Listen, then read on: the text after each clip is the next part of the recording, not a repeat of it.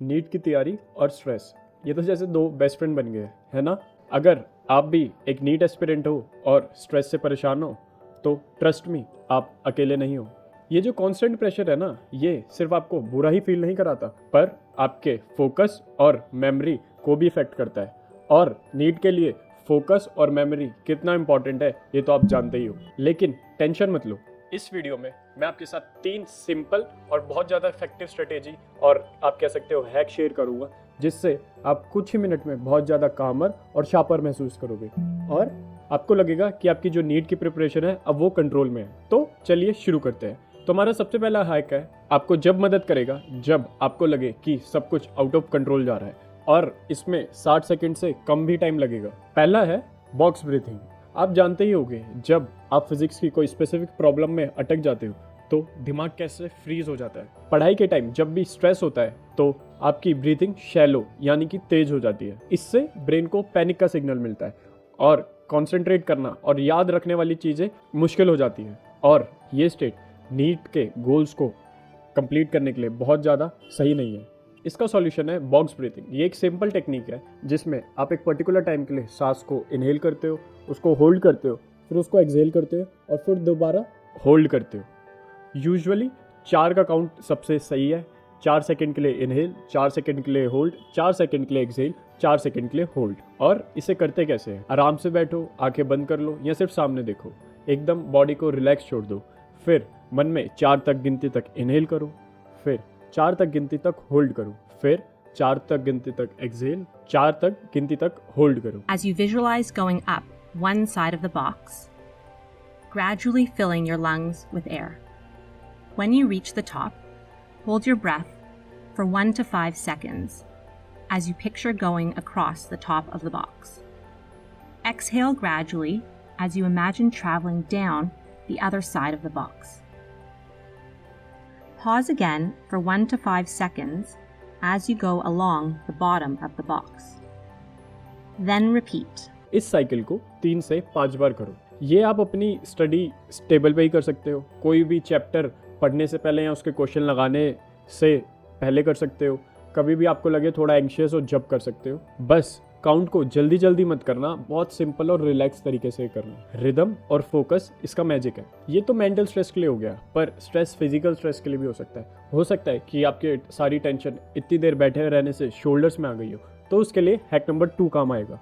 Hack number 2, इसका नाम है 2 मिनट स्टडी डी-स्ट्रेसर। घंटों तक एक ही जगह बैठे रहने से हमारी बॉडी में टेंशन हो जाती है, शोल्डर में टेंशन हो जाती है, नेक टाइट हो जाती है। इससे हमारा जो फिजिकल स्ट्रेस है वो मेंटल स्ट्रेस को भी बढ़ावा देता है।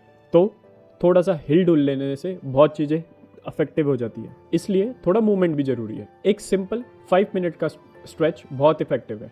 और आप क्या क्या कर सकते हैं? नेक को टिल्ट कर सकते हो ऐसे, और शोल्डर को रोटेट कर सकते हो जैसे जिम में करते हो, और तीसरा आप कर सकते हो रिस्ट को रोटेट कर सकते हो, या एक सिंपल सा लेग स्ट्रेच कर सकते हो, जो ये सारे विजुअल्स आपको दिखाई रहे हैं।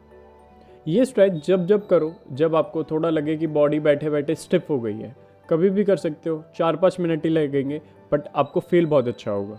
अच्छा, एक बात बताओ, जब भी आप ब्रेक्स लेते हो तो क्या उसको इफेक्टिवली यूज़ करते हो या सोशल मीडिया पे सिर्फ स्क्रॉल करते हो, जो कि हमारा स्ट्रेस और बढ़ाता है? कमेंट में जाके बताओ आप अपने ब्रेक में ज़्यादा से ज़्यादा क्या करते हो। अब आता है हैक 3, जिसे कहते हैं पॉजिटिव अफर्मेशंस। नीट की तैयारी के दौरान बहुत ज़्यादा नेगेटिव चीज़ें आपको सुनने की मिलती है। अगर आप 1-2 बार ड्रॉप कर चुके हो तो बस क्या ही कहना। तो माइंड को पॉजिटिव रखना बहुत इंपॉर्टेंट है। जितना ही हम अपना एकेडमिक सिलेबस पूरा करने में टाइम गुजारते हैं, उतना ही हमारा माइंड को पॉजिटिव सिलेबस, पॉजिटिविटी की तरह और अपने आप से अच्छी बातें करना बहुत इंपॉर्टेंट है। पॉजिटिव अफर्मेशंस क्या होता है? ये होते हैं छोटे सेंटेंस जो कि बहुत पॉजिटिव है और आप जिनको पूरे कन्विक्शन के साथ बोल सकते हो। बस बोलने के लिए नहीं बोलना होता, आपको उसको अपने आप को माइंड में फील कराना पड़ता है कि आई एम द बेस्ट। अगर आपको आई एम द बेस्ट बोलना है, so you also have to feel that I am the best. मैं कैपेबल हूँ, मैं तैयार हूँ। You have to feel and you have to visualize yourself कि हाँ भाई, मैंने पढ़ा है तो मेरा पेपर भी अच्छा जाएगा। मैं फोकस्ड रहता हूँ, मैं काम रहता हूँ, मैं रोज़ पढ़ रहा हूँ, रोज़ पढ़ाई कर रहा हूँ, अपने गोल स्टिक कर रहा हूँ, तो मेरा पेपर इवेंचुअली अच्छा ही जाएगा। 1-2 फॉर्मेशंस चूज़ कर लो जो आपको अच्छे लगते हो और जो आप अंदर से फील करते हो। उनको एक स्टिकी नोट पे अपने स्टडी टेबल पे आगे लगा दो। और जब भी आपको लगे कि स्ट्रेस से इधर उधर जा रहे हो, so you have to feel that I am the best, you are doing whatever is right at this point, because अभी तो पढ़ना ही इंपॉर्टेंट है, राइट। रिजल्ट की चिंता आप अभी नहीं कर सकते। शुरू में शायद ही अजीब लगेगा क्योंकि सबको ही लगता है, बट आप जितने भी रिसर्च पढ़ो, जितने भी आप सक्सेसफुल लोगों से के इंटरव्यूज़ पढ़ो, अपने साथ कभी भी नेगेटिव टॉक नहीं करते, वो बस अच्छा ही अच्छा देखते हैं। कुछ गलत भी हो गया, so try to find positive in this. ये बहुत छोटी सी सिंपल सी चीज़ है, but in the long term it will help you drastically. पर एक और चीज़ है जो नीट जर्नी में, जो लॉन्ग टर्म में बहुत ज़्यादा इफेक्टिव होता है और जो बहुत ज़्यादा ज़रूरी है, वो है कंसिस्टेंसी को अपने स्टडी रूटीन में, अपने मेंटल वेलनेस रूटीन में इंटीग्रेट करना। आपको ये सारी चीज़ें एक दिन नहीं पढ़नी, आपको एक दिन 12 घंटे नहीं पढ़ना, आपको एक दिन में 5 एक्सरसाइज नहीं करनी मेंटल वेलनेस के लिए, आपको रोज़ एक एक्सरसाइज करनी है मेंटल वेलनेस के लिए। आपको हर दिन 8 घंटे या 7 घंटे पढ़ने कंसिस्टेंटली। अगर आप कुछ करना चाहते हो, so you have to plan things कि आज मैं ये करूँगा तो कल क्या करूँगा। आपको ये नहीं होना चाहिए कि आप सुबह उठो और सोच रहे हो आज मैं क्या पढ़ूंगा।